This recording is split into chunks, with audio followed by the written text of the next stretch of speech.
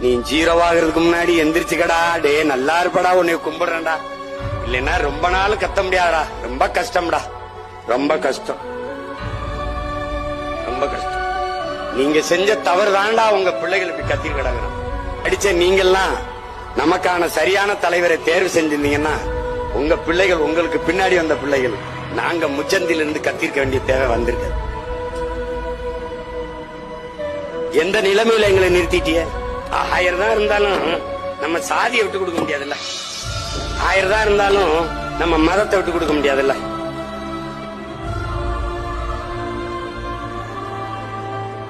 உன்னையே ஒரு காலத்திலையும் சரி செய்ய முடியாதுன்னா என்ன பண்ண முடியும் சொல்லு?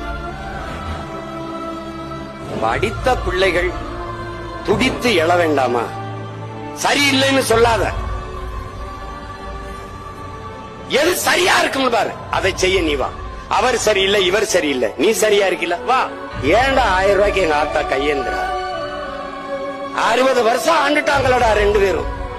என் மகள், என் மகன் காலை உணவில்லாமல் பள்ளிக்கூடத்துக்கு படிக்க போறான்டா.